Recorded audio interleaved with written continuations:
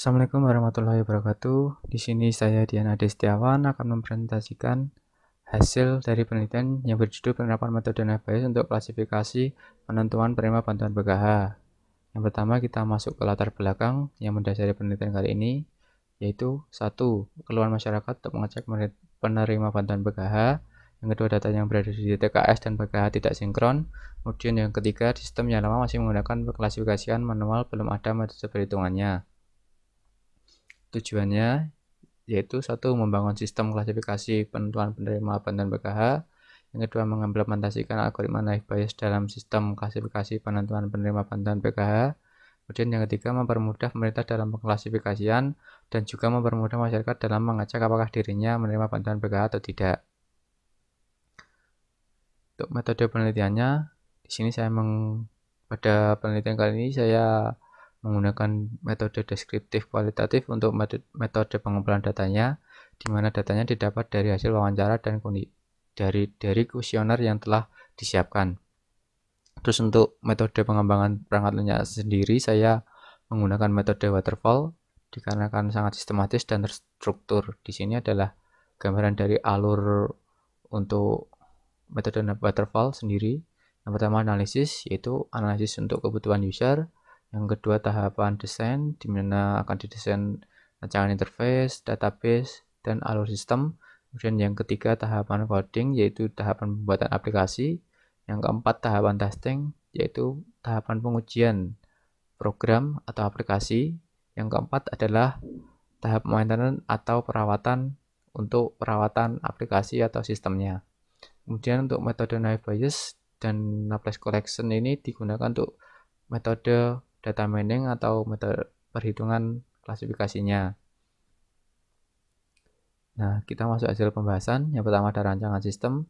Di sini sudah ada flowchart-nya, yaitu di mana yang pertama admin akan login, kemudian dia akan menginput data rakyat di dataset rakyat, terus kemudian dia akan input data penerima bantuan PKH di menu penerima bantuan dataset penerima bantuan PKH, kemudian baru dia bisa mengklasifikasikan. Nah, dia akan memasukkan kriteria-kriteria yang tadi telah dimasukkan di dalam sistem. Nah, di sini ketika di data rakyat dan dataset penerima sudah ada, admin bisa langsung ke menu klasifikasi. Dataset ini digunakan sebagai pembelajaran metode naive Bayes tadi. Setelah diklasifikasikan, maka akan menampilkan hasil keterangan berupa penerima atau bukan penerima. Terus di samping ini adalah DFD, di mana ini adalah alur datanya berjalan, kemudian alur prosesnya alur prosesnya ada apa saja di dalam sistem itu, ada apa aja. Kemudian di sini ada ERD, ini adalah desain dari database-nya, kurang lebih seperti itu. Kemudian kita masuk ke simulasi algoritma.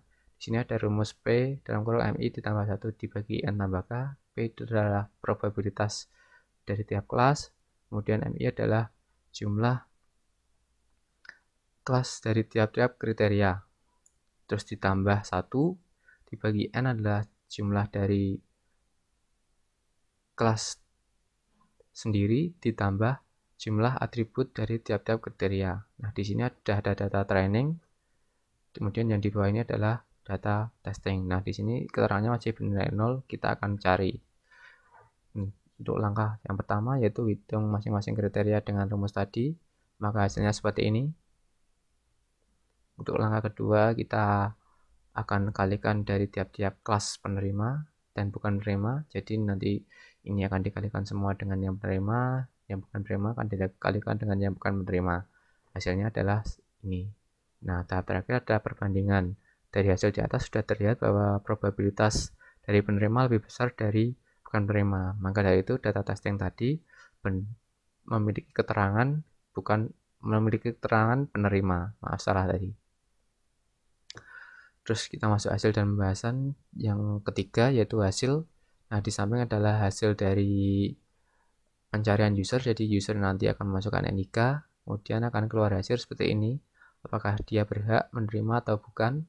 Kemudian ini adalah halaman dashboard admin, di mana ini adalah halaman awal yang akan diakses oleh user oleh admin ketika ketika baru login. Jadi nanti setelah login dia akan mengakses halaman ini untuk pertama kali. Nah, kemudian yang di bawah ini adalah form pengklasifikasian. Jadi nanti klasifikasi ada di menu ini. Kemudian kesimpulan dan saran. Jadi untuk kesimpulannya, yang pertama sistem telah dibuat sesuai dengan rencana dengan menggunakan metode naive Bayes dan lapse correction, serta sistem sudah dibuat dengan tampilan yang user friendly. Kemudian yang kedua, sistem dapat membantu mengetahui siapa yang menerima bantuan PKH hanya dengan memasukkan nomor induk keluarga. Kemudian yang ketiga, sistem masih memerlukan pengembangan lanjutan agar dapat digunakan dan hasil yang dikeluarkan lebih akurat. Sarannya, tempat penelitian lebih luas lagi agar data yang didapatkan lebih banyak dan lebih akurat.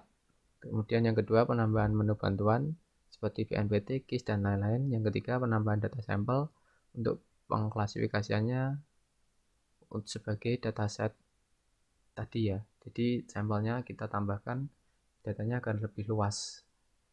Jadi data sebagai dataset tadi, data yang digunakan sebagai dataset tadi memiliki data yang lebih banyak agar hasilnya lebih sempurna. Kemudian kita coba untuk demo sistem. Nah, di sini yang pertama langsung ke halaman untuk usernya.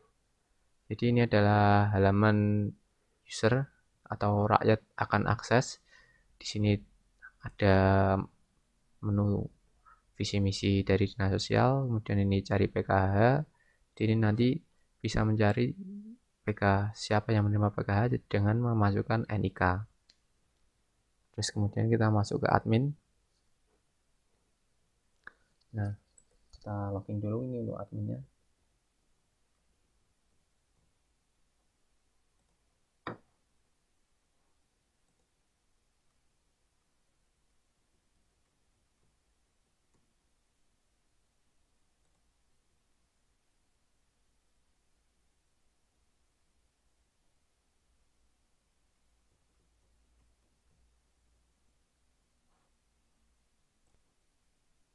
Nah, tadi salah pencet.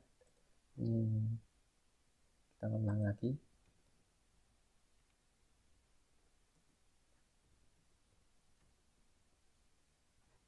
Nah, nanti kan pertama-tama user akan mengakses menu ini.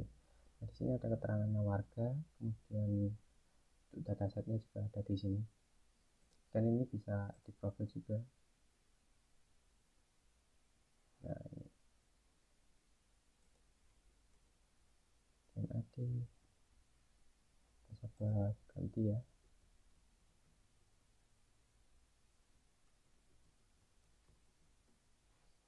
Simpan. Nah, itu sudah diganti. Kemudian kita masuk ke dataset. Di sini ada data rakyatnya. Kita bisa menambahkan atau kita bisa import ini agar lebih mudah. Nah, ini saya contohkan untuk importnya saja ya. Kita hapus file, kemudian kita download, kita pilih all file. Nah, ini kita simpan. Nah, ini kan dia sudah masuk. Kemudian di sini juga sama, nanti import untuk tambah sama importnya juga sama menunya. Kemudian kita langsung klasifikasi di sini. Kita masukkan NIK tadi. Ini sebagai contoh saja.